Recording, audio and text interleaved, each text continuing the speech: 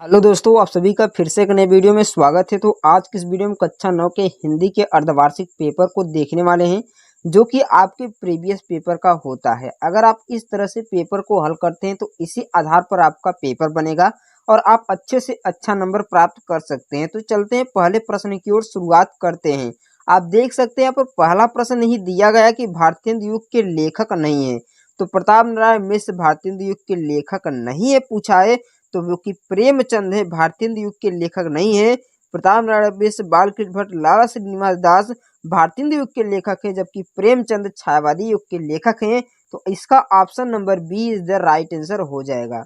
उसके बाद अगला क्वेश्चन आप में दिया कि साखी शबद रामायणी किसकी रचना है। तो जो साखी शबद रामायणी है, जिसको तीनों को मिलाकर बीजक कहा जाता है। क्या कहा जाता है? बीजक कहा जाता है। इसकी रचना कबीर दास को कहा जाता है। किसको? कबीर दास को कहा जाता है। उसके बाद है कि गोदान किस विधा की रचना है। तो कहा है कि गोदान गोदान को लिखा है प्रेमचंद ने। किसे? मुंशी प्रेमचंद ने लिखा है। यह एक उपन्यास है। गोदान क्या है? उपन्यास है। आप वेरी आसान तरीके से लगा लेंगे। उसके बाद है कि अज्ञान का विलोम क्या होता है। तो यहाँ पर देखिए, अज्ञान अज्ञान का विलोम क्या होगा? ज्ञान होगा। क्या होगा? ज्ञान होगा। ऑप्शन नंबर बी क्या हो जाएगा? राइट हो जाएगा। उसके बाद एक कमल, राजीव, जलज, नलिन आदि किसके पर्यायवाची यानी क्या है? तो ये सभी क्या है? पर्यायवाची हैं। किसके? कमल के पर्यायवाची हैं। उसके बाद रामह का रूप आपको राम का बताना है। तो कौन सा रूप है? तो तृतीय विभक्ति एक बहुवचन है। कौन सी? तृतीय व्यक्ति बहुवचन। उसके बाद दिया है कि यथाशक्ति में कौन सा समास है, यानी समास विग्रह करना है। यथाशक्ति का मतलब शक्ति के अनुसार, यथा प्लस शक्ति, ये हो जाएगा यथाशक्ति। उसके बाद है कि भारतेंदु युग के पूर्व हिंदी के प्रमुख लेखक बताना है। तो आप जानते हैं कि हिंदी के प्रमुख लेखक क्या हैं? प्रताप नारायण मिश्र को माना जाता है। इसके बाद 9वां क्वेश्चन है कि हिंदी विकास में सर्वाधिक योगदान देने वाली पत्रिका कौन है। तो सरस्वती पत्रिका है। तो आपको इसको जानकर रखना है। और सरस्वती पत्रिका के प्रसिद्ध संपादक किसे माना जाता है? तो महावीर प्रसाद द्विवेदी को माना जाता है। सरस्वती पत्रिका के जो कि प्रसिद्ध संपादक माने जाते हैं। कौन? महावीर प्रसाद द्विवेदी। भारतेंदु युग के लेखक हैं। तो आप जानते हैं कि बालकृष्ण भट्ट जो है भारतेंदु युग के लेखक है, जैसा कि मैंने आपको ऊपर बता दिया। उसके बाद एक कवि वचन सुधा किसकी पत्रिका है। तो कवि वचन सुधा भारतेंदु हरिश्चंद्र की पत्रिका। किसकी? भारतेंदु हरिश्चंद्र की है। बात निबंध के लेखक कौन है? तो आपका पहला ही पाठ है बात, जिसके लेखक हैं प्रताप नारायण मिश्र हैं। बात लेखक के निबंध कौन है? प्रताप नारायण मिश्र है। उसके बाद मंत्र कहानी के लेखक कौन है? तो आपने 5 में पढ़ा होगा, मंत्र कहानी के लेखक प्रेमचंद है। कौन है? प्रेमचंद है। आपको इन्हें इस कहानी को पढ़ाई होगा। एकांकी में कितने अंक होते हैं? आप जानते हैं एकांकी में 1 अंक होते हैं। उसके बाद हिंदी का प्रथम नाटक कौन है? तो हिंदी का प्रथम नाटक नहसू है। कौन सा है? नहसू है हिंदी का पहला नाटक। उसके बाद है कि प्रेमचंद यानी उपन्यास सम्राट किसे कहा जाता है? तो उपन्यास सम्राट प्रेमचंद को कहा जाता है।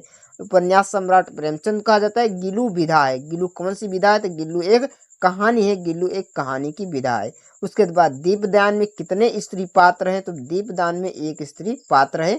दीपदान एकांकी में कुंवर सिंह उदय सिंह को सुरक्षित महल के बाहर ले जाता है। तो इसका उत्तर यानी कौन ले जाता है? तो पन्ना ले जाता है। कौन ले जाता है? पन्ना ले जाता है। उसके बाद एक निम्नलिखित गद्यांश पर आधारित प्रश्नों का आपको उत्तर देना है। वही हरा भरा मैदान था, वही सुनहरी चांदनी एक निशब्द थी। इसको पढ़कर आपको संदर्भ लिखना था, गद्यांश का व्याख्या करना है और इसका अर्थ लिख देना है। उसके बाद पद्यांश दिया। पद्यांश को आप पूरे पद्यांश को पढ़ेंगे, इसका ससंदर्भ सहित व्याख्या कर देंगे। इस नंबर क्वेश्चन में आपने क्या दिया है? ये सभी आपका संस्कृत दिया कि राम कृष्ण एक विलक्षण महापुरुषम अभवत। रामकृष्ण एक विलक्षण महापुरुष थे। तस्य विषय महात्मान गंधिना उक्तम परम हास्ति सम कृष्णम जीवन चरितम धर्माश्चार्यम प्रयोगम विवृते विदते तस्मन जीवनम अस्माय। इसको आपको क्या लिखना है? संदर्भ। इसका लिखना है आपको व्याख्या, यानी व्याख्या या अनुवाद लिखना है। उसके बाद यहाँ पर दिया है, इसका अनुवाद लिख लेंगे। उसके बाद में पाठ से याद किया हुआ एक आपको क्या लिखना है? कविता को लिख लेना है, यानी श्लोक को लिख देना है। उसके बाद दीपदान एकांकी के प्रमुख पात्र में पन्ना का किसका चरित्र करना है? पन्ना का। और प्रताप नारायण मिश्र, महादेव वर्मा, मुंशी प्रेमचंद, रविन्द्रनाथ टैगोर, किसी एक का आपको लिखना है जीवन परिचय। उसके बाद कवियों में कबीर दास, तोहिम दास, जयशंकर प्रसाद, किसी एक का आपको लिख लेना है। उसके बाद अपनी पाठ से याद क्यों लिखना है। उसके बाद आपकी किताब से जो प्रश्न पूछता है उसका उत्तर आपको दे देना है। उसके बाद मुहावरा है। मुहावरा है कान में तेल डालना। कान में तेल डालना, ऊँट के मुंह में जीरा। कान में तेल डालना मतलब बात नहीं सुनना, ऊँट की मुँह में जीरा मतलब अधिक खाने वालों को कम देना, अपना हाथ जगन्नाथ, अपना काम बड़े, दूसरों को न देखते, दांत खट्टे होना मतलब बुरी तरह से पराजित करना। ये सभी क्या हो जाएंगे, इसको आपको लिख लेना। अर्थ हुए वाक्य प्रयोग। अब अपने वर्षा में भीगने के कारण बीमार पड़ जाते हैं तो प्रधानाचार्य को एक अवकाश पत्र लिखिए। इन सभी का फ्रेंड ये वीडियो आपको पसंद आई होगी। अगर वीडियो पसंद आए वीडियो को लाइक कर दीजिएगा। चैनल पर नए तो चैनल को सब्सक्राइब जरूर कीजिएगा। अब मैं मिलता हूँ नेक्स्ट वीडियो में, तब तक के लिए गुड बाय।